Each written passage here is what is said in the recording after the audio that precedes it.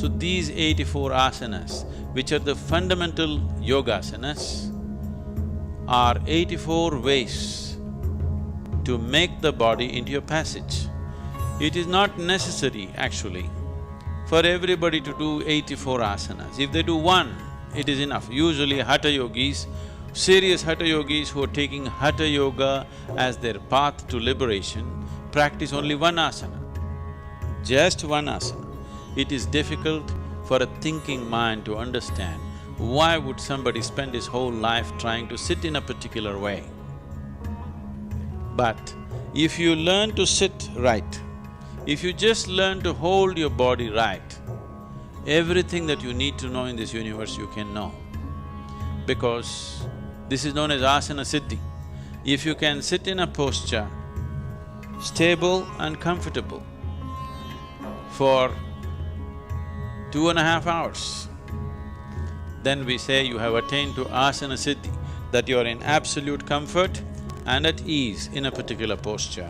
That is asana siddhi. If you achieve this, everything that you need to know, one can know internally. How is this possible? How can by sitting you can know everything that you can know? If you have a television at home, television is just a box with a little bit of electronics in it. But it becomes a world by itself. The whole world can stream into this place that we call as a television, or this box that we call as a television, simply because there is a receiving mode. If you set the antenna right, if it is properly adjusted, then the whole world flows into your place or into this box. If it is not set right, same instrument, it has everything but can't do anything.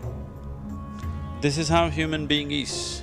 A human being is, an individual human being is who he is only because of what he perceives.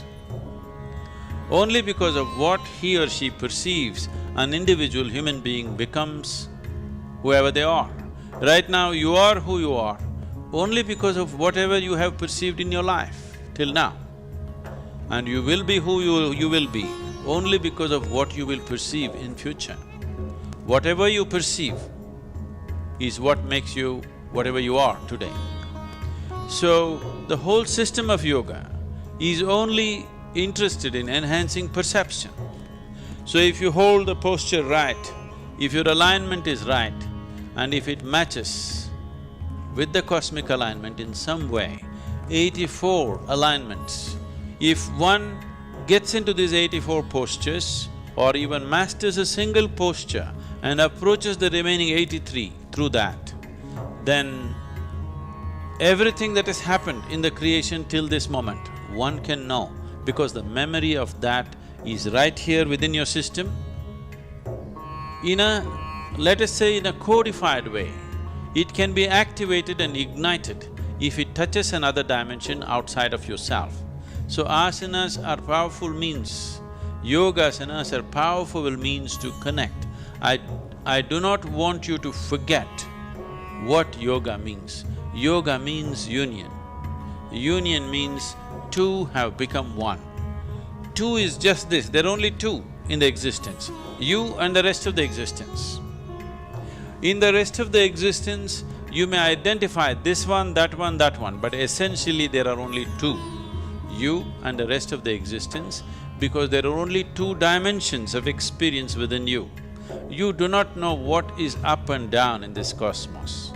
You do not know what is forward and backward in this cosmos. You do not know anything, these are all things that we have made up for convenience. The only experiential reality is, there is something called outward and there is something called inward. So these are the two dimensions of experience, inner and outer. So yoga means to bring a union between these, inner and outer, you and the rest, you and the other. When there is no you and the other, there is just you and you. That is yoga. So asanas are a physical manifestation of approaching this. a physical form of approaching this ultimate union, because physical body is the easiest thing to work with. If you try to do something with your mind, it will play too many tricks. At least with the body, you know whether it's doing it right or not doing it right, whether it's cooperating or not cooperating. A mind, if you push it too hard, it will play all kinds of tricks with you. It will make you believe all kinds of things and dump you the next day.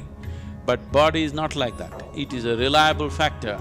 If you work with it sensibly, the yogasanas will definitely lead… yogasanas will definitely lead to the possibility of ultimate union.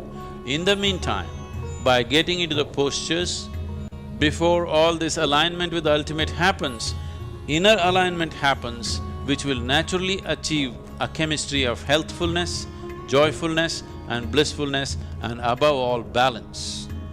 Balance is something that modern societies have ignored and they're paying a huge price for today. Whatever may be your intelligence, whatever may be your competence and education and qualifications, if you do not have the necessary balance, you will not succeed, you will not go very far in your life. So, the most important thing for people who are seeking to be successful, people whether they're working in corporate sector or they're political or they're military or whatever field, the most important thing is balance. Only if you have a balance which is not disturbed by external situations, will you be capable of making use of the competence and intelligence that you carry within you.